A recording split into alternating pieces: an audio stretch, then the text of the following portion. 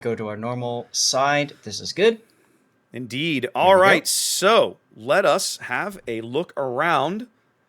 KSE spawning from I say the north, but it's really almost, the way this map is laid out, it's really almost more the northeast, isn't it? Coming to the dance with Montana, Burgonia, Goliath, Nevsky, Stalingrad, 4 destroyers, Zath. Daring, Harugamo, Grozovoy, odd choice without a carrier, and a Vampire Deuce. You said the Grozovoy is an odd choice without a carrier? In my opinion, it is, because I still think of Grozovoy as a nice, solid AA boat, right? But that's me. Fair. I look at Grozovoy as a utility boat. Fair enough. She does have a lot of utility. Is something that you put where you think you might need it. And I think it makes perfect sense that KSE is doing that, because this is a brand new cap cycle. And with so many with extra cap in the middle, I can completely understand the need for additional rotation, additional vision, all that good stuff. Yep. So all right, talk to me about the SWDT lineup. Oh, look at this. SWDT bringing a Montana and a Colombo. This is the first time we've seen a Colombo today. Indeed. And then for cruisers, we've got double Moskva, Des Moines, and a Zhao. Zhao? No, not just a Zhao, because, well, yes, it's completely balanced, as we all know. But on top of that, I see it. The Plymouth. We have a Plymouth. This is Happa Fodder's one of his favorite ships in the game right now. I love Plymouth. She's so good.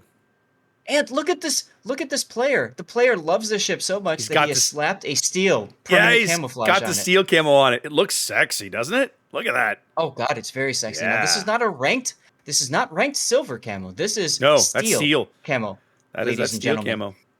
And then for destroyers, we have a solo Gearing and a solo Shimakaze, or 2 destroyers. Now, the Shimakaze is running 20-kilometer torpedoes. Very important to note. And you can kind of see their overall positioning. They're looking to do what we typically see a clan do in a clan battle situation: split their team, bulk going to what used to be C cap, which is now D cap, and flank side going to B. Now, one of the things I want to point out, kind of as we see the teams deploying here, we're looking at Plymouth, Gearing, Des Moines headed to B. Pretty much everybody else on SWDT moving up the 7-8 line going to D. I already like the KSE approach to this map a little better than what I'm seeing out of SWDT. I think the 4 destroyer lineup is a real acknowledgement of what they're up against with having to cover this much territory in terms of caps on the board. Absolutely. They seem very focused. That focus is the word I'm trying to come up with there. Wombat's Daring, right, on the very top end of the D cap. That ship in this cap, in this position, he might could snuggle up to the island if he wanted to. That ship is very clearly here to just deny this cap, right? And they're gonna put the Vampire Deuce into C. That's Revan, and then they've already smoked the Nevsky up to the Hannibals to back him up. Quicksilver's Grozovoy into A. So very quickly, they're going to end up with a 2-to-1 cap advantage, I feel like. And I think that's over time, that's going to build up nicely for them. Now, I think this is a bit of a misplay for SWDT. Tree in the Zhao going deep like this. The Zhao is a good flanking ship, and as a matter of fact, it looks like it's naked. But it's a ship that I would have expected to see send up the 9-10 line. Instead, I think he's been told, watch out, you're too deep, and he just kind of beats himself broadside to the Montana, but he's not detected yet. No, his stealth allows him to make this maneuver and probably get away with it, depending on the nature of the destroyers. Because of the Daring's position. And it's ironic because we were talking about 4 destroyers giving you that much more vision. Radar's up. Wombat detected now on the top end of D. Will he stay? Will he go? It's a good question. Nobody really has shots on him right now. The gun angles, the shell velocity out of the Moskva and the Zhao are not going to allow them to get shots over onto him. The Colombo took a shot. Got him over the island, but didn't get anything out of it. Right. Now, meanwhile, that Grozovoy you were kind of talking about earlier is getting in a position to come around the island in Echo 2, the volcano, which we've been told is going to turn into a real volcano. I can't wait for that. I'm excited for that. Yeah, but that's going to come around, and it's going to be interesting to see. Some people are commenting that the GGWP loss was due to ASW planes being used. If that's the case, Really? then we have our first instance of an NA Wow. team making the same mistake that happened with AU earlier Wow. today. There you go. Yep. Somebody in Thanks, chat chat, just for said, filling us in. yep, chat. Somebody in my chat just told me the exact same thing. Look at Smuggler Shimakaze now going into CCAP. Shimakaze, a great pick for this map because it's got that really, I mean, top tier, epic tier, if you will, camouflage or concealment, 5.4 kilometer. But Nevsky responds with, "Well, I just have my I win button." Yep. You know what I just noticed, Zap? They screwed up the game timer on this game. This game timer was set for 30 minutes, not 20. Look at your game clock. Uh, According let's to the game see. clock, there's 24 minutes left to play in this game. We're already delayed. Please no. Anyway, I don't think it'll matter unless the game goes all the way to time, in which case, well, that'll be a referee problem to solve, not mine. For now, though, KSE working about a 50-point lead, slowly growing here. We're about 5 minutes into this game. I will say the Right. game clock being off, it makes it a little more difficult to know how much time is actually left. Well, I you just have to subtract 10, so 14 Right. minutes to go. I believe they set it for 30 instead of 20, which means that, yeah, it means there should It's be 20, we should 30, be and 6 minutes. 60. Right. It means we should be 6 minutes into the game. Right. And that Just- sounds about right with the positioning of ships and all that. Look at the Yep. Grozzy boy. Look at Quicksilver. He's all the way down the G line. Wow. He's Look at the Well, so one of the things I don't like about this position, Torino's Bergonia is in a nice spot here. I'll admit that.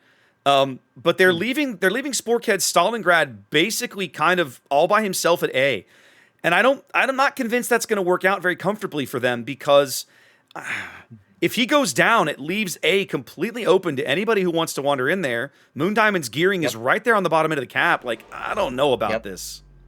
Now, there's Drew's radar, and he's caught Quicksilver Lash as Grozovoy on that radar. But Quicksilver's far enough away that he can basically turn and mitigate most of that AP. But you're right, Sporkhead is the real trouble here, as Torino is recognizing this threat and turning back around again.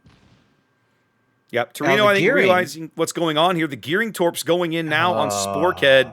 This is going to end so badly for Sporkhead. He's going to, he's out. No, I'm just putting a preemptive death pick out here. Yeah, we know he's gone. Beautiful salvo. Takes out the Stalingrad. First blood going to SWDT here on new Hotspot. I'm curious. Like, that smoke is pretty much like a "Hey, I'm here" button for the enemy team, right? They know that the gearing is there. They do, they Torino. Radar. We're about to have Torino versus Bergonia versus Moon Diamond here. Moon Diamond's absolutely caught on the surface. Oh, Moskva just went down on the other side of the map. Oh, Moon Diamond lost half his HP in a single Bergonia salvo there. And Montana, he moved farther forward, and too great to be you. Took him down. Look at that. Back-to-back salvos from the Bergonia ends Moon Diamond's game just that quickly. Wow. And Hannibal's Nevsky. Look at Hannibal's Nevsky. Yeah. Just got slapped. He's going down. There he goes. Yep. 3 kills in like 30 seconds, ladies and gentlemen. Very, very quick action. Now, what we haven't talked about is SWDT's managed to turn the board control around, Zaf, because the fact that they're down 2 destroyers hasn't impacted them right now. They are on more caps, slowly closing the gap. We're about to have a tie game at the 11-minute mark. With 11 minutes to play, I should say. The decision to bring cruisers instead of destroyers means that there's a little bit more hit points in the battle for SWDT. Now, that being said, they're still down. SWDT is down 80,000 hit points. Yeah, they haven't traded all that well. Exactly, poor trades. As Ken Jr., 34, is just getting farmed. Ooh, Torino's Bergonia strikes again. Now the Des Moines was pretty low. He came out of that little island cluster there on the 3-4 line with about 15,000 HP. But Torino puts him down, and just like that, KSE is up a ship despite being down on caps, and they're going to claw back C here because there's nothing these guys can do to a Vampire Deuce in the middle of the board right now. They have their surviving radars are not anywhere near the C cap. Comrade Mexican here's Colombo just got slapped as well. That ship, of course, being strong-ish with its smoke and everything, but you cannot show a broadside to an enemy battleship, which is, I think, what he did. There's that smoke. He's now making Inky, trying to run away and get safe and try to heal up.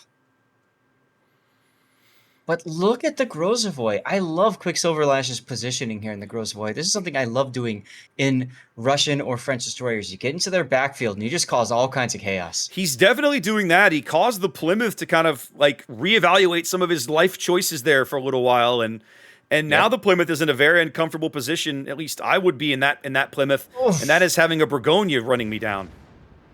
Too great to be you, just slapping the other Moskva off the board, Recon. And look at Tree's Zhao now getting slapped as well, coming out broadside to Goliath, Montana.